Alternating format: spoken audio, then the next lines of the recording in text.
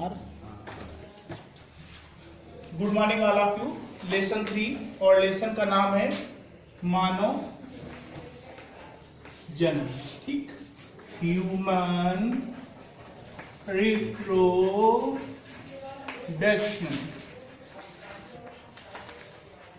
कल हम इसके बारे में बता रहे थे, चर्चा कर रहे थे थोड़ी सी।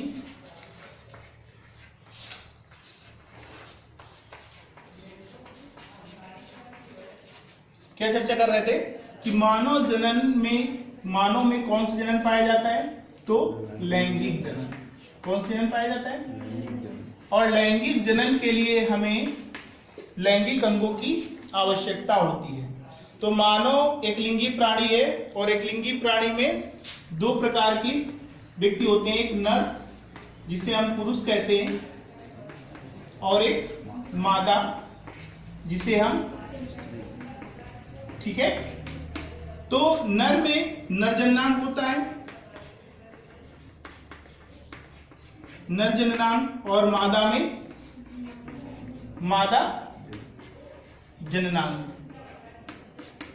ठीक, अब हम बात करते हैं जो नर और मादा में जननांग पाए जाते हैं, इनको सम्मिलित रूप से हम क्या कहते हैं? प्रजनन तंत्र। क्या कहते हैं? कल हमने बताया था कि संपूर्ण मानव में कई प्रकार के तंत्र पाए जाते हैं, जैसे अध्यावरणी तंत्र, पाचन तंत्र, श्वसन तंत्र, उत्सर्जन तंत्र, परिसंचरण तंत्र, ठीक है, और तंत्रिका तंत्र। उसी प्रकार से प्रजनन तंत्र होता है प्रजनन की क्रिया के लिए। प्रजनन में बताया क्या था कि प्रत्येक जीवधारी अपनी जाति की निरंतरता को बनाए रखने के लिए क्या करता है?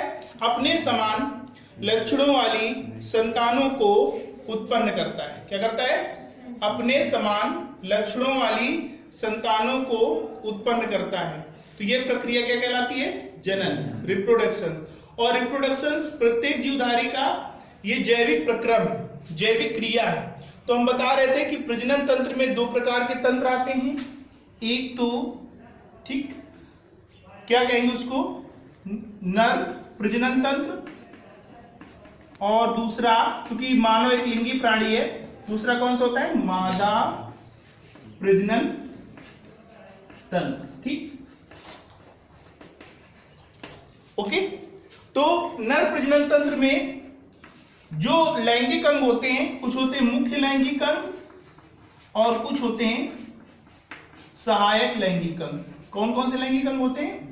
मुख्य लैंगिक अंग और सहायक लैंगिक अंग। मुख्य लैंगिक अंग में क्या आता है? जो मुख्य अंग होता है वो क्या होता है? अंग्रेजी में क्या बोलते हैं? टेस्टिस। क्या बोलते हैं?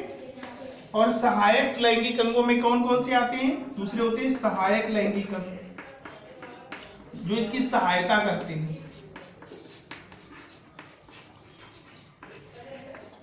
इसमें आता है आपका अधिवृषण। क्या आता है? जिसे हम कहते हैं एपिडिडाइमिस, अधिवृषण। तो सबसे पहले हम प्रजनन तंत्र में नर प्रजनन तंत्र की बात करेंगे, ठीक है। तो सबसे पहले हम चलते हैं मुख्य लैंगिक अंग वृषण, और फिर उसके बाद में सहायक लैंगिक अंग कौन सा होता है? अधिवृषण। और इसी में क्या होता है? अधिवृषण के साथ में शुक्राशय, ये एक ग्रंथि होती है, ठीक है। प्रोस्टेट, ये ग्रंथियां होती हैं, ठीक है। सहायक अंग भी होते हैं और सहायक ग्रंथियां। तो सहायक अंग हो गया अधिवृषण, और सहायक ग्रंथियों में आ गई कौन कौन सी? शुक्राशय और प्रोस्टेट ग्रंथ। और नलिकाएं भी होती है। नलिकाओं में कौन सी आती है? शुक्रवाहिनी। क्या होती है? शुक्रवाहिनी और रीड टेस्टिस। कौन सी आती है? ठीक। अब हम वृषण की बात करते हैं। किसकी बात करते हैं? हम वृषण की बात करते हैं, ठीक। तो वृषण की संरचना, वृषण को कहां स्थित किया गया? उदर गुहा से बाहर। उदर गुहा से बाहर स्थान दिया गया। और उदर गुहा से बाहर स्थान देने का कारण क्या है?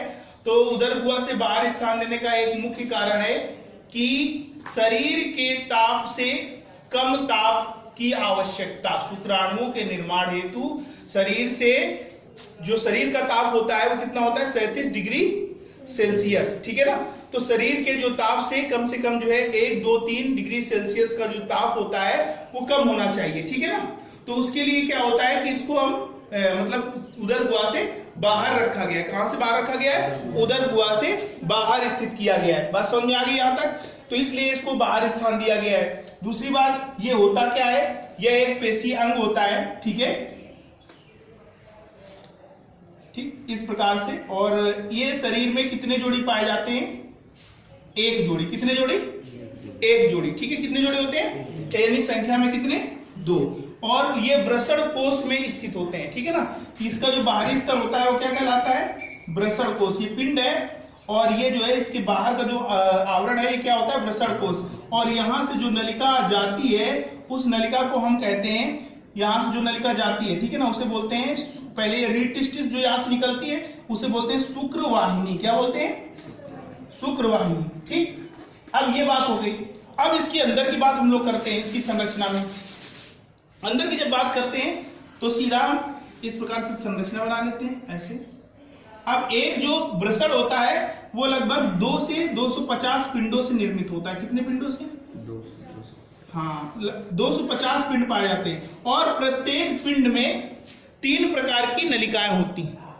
2 प्रकार की कोशिकाओं से मिलकर के बना होता है। एक होती है सार्टोली कोशिकाएं और दूसरी होती है शुक्रजनन कोशिकाएं। कौन कौन सी कोशिकाएं? सार्टोली कोशिकाएं और शुक्रजनन कोशिकाएं, ठीक है। तो सार्टोली कोशिकाएं क्या करती हैं? विकसित हो रहे जो शुक्राणु होते हैं उनको क्या करती हैं? परिपक्व करने के लिए पोषण प्रदान करती है। क्या करती है? पोषण प्रदान करती है। तो इसमें देखिए इस प्रकार से 1 से 3 ऐसे नलिकाएं होती है। इन नलिकाओं को कहते हैं शुक्रजनन नलिका। क्या कहते हैं? शुक्रजनन नलिका। ये कुंडलित अवस्था में इस प्रकार से इसे इस भाग को ले ले, अनुप्रस्थ काट देखें तो ऐसे ऐसे ऐसे चलते हैं। इन शुक्रजनन नलिकाओं में ही शुक्राणुओं का निर्माण होता है। शुक्राणुओं का निर्माण कहां होता है? शुक्रजनन नलिका में। ध्यान रखना। तो वृषण में कहा? शुक्रजनन नलिका में। वृषण जो होता है 2 से 250 पिंडों से निर्मित होता है, ठीक है ना। एक वृषण में इतने पिंड पाए जाते हैं, इतने भाग पाते हैं और प्रत्येक पिंड में 1 से 3 जो है शुक्रजनन नलिकाएं होती हैं। और इनके मध्य मध्य में जो कोशिकाएं उपस्थित होती है उन्हें हम क्या कहते हैं? सार्टोली कोशिका। क्या कहते हैं? सार्टोली कोशिका। तो शुक्रजनन नलिकाओं में किसका निर्माण होता है? शुक्राणुओं का। किसका निर्माण होता है? शुक्राणुओं का निर्माण होता है। कहां होता है? शुक्रजनन कोशिका में, ठीक है। कब होता है? जब जो है लैंगिक अंग परिपक्व हो जाते हैं। कब होता है? लैंगिक अंगों के परिपक्व होने के उपरांत, ठीक है। पीयूष ग्रंथि से FSH फॉलिकल स्टिमुलेटेड हार्मोन स्रावित होता है।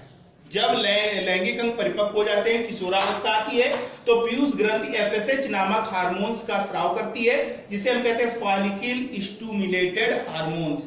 ये क्या करता है? यह जनन ग्रंथियों को, जो जनन ग्रंथियां होती हैं मानव में, जो पुरुष होता है उसमें कौन सी जनन ग्रंथि होती है? वृषण, ठीक है ना। और जो मादा होती है उसमें कौन जनन ग्रंथि होती है? अंडाशय, ठीक है। तो इन जनन ग्रंथियों को जो है उत्तेजित करता है युग्मक बनाने के लिए। तब युग्मक का निर्माण प्रारंभ होता है।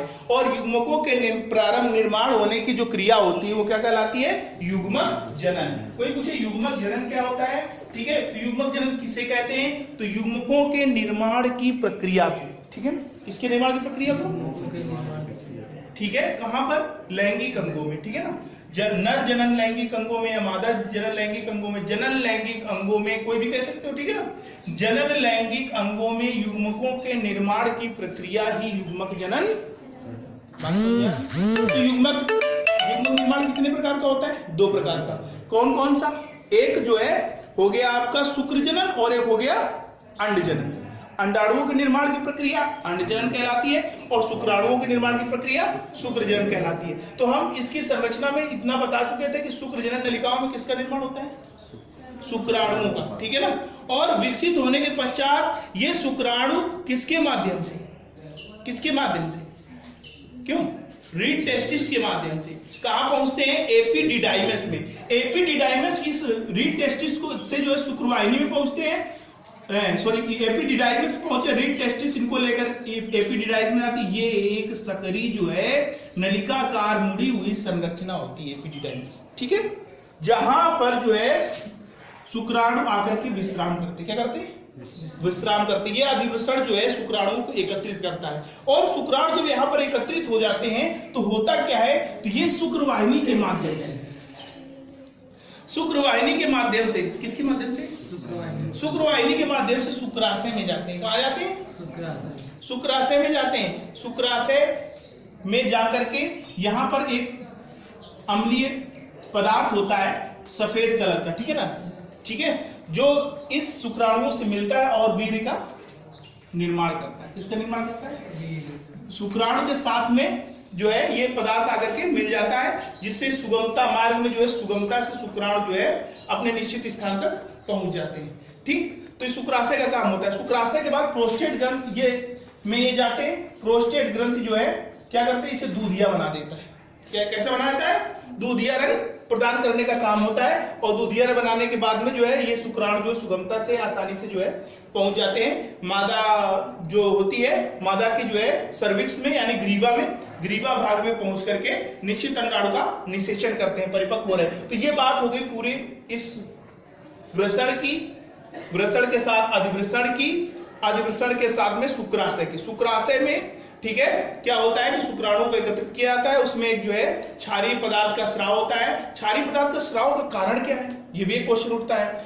जब ये जो है मादा की जो है जननांग में प्रवेश करता है तो वहां पर पहले से अम्लीयता होती है। क्या होती है? अम्लीयता। उस अम्लीयता को नष्ट करने के लिए ये क्षारीय होता है, ठीक है ना।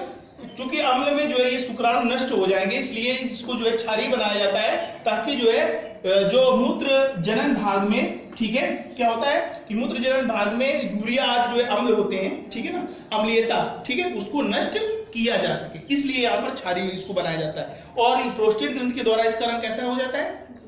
दूधिया हो जाता है। ठीक, तो इतनी बात समझ में आ गई? क्यों? ये नर जनन तंत्र की बात हो गई। अब हम लोग मादा जनन तंत्र की ओर चलते हैं। ये हमने केवल वर्णन किया है जनन तंत्र का, ठीक है, फिगर बनवाया गया, देख लेंगे, ठीक है। मादा जनन तंत्र का देख लेंगे, थोड़ा सा आरेख चित्र है, इसे संपूर्ण चित्र ना कहना, ठीक। यहां पर अंडाशय जुड़ा होता है, इनको हम फिम्बरी बोलते हैं। क्या बोलते हैं?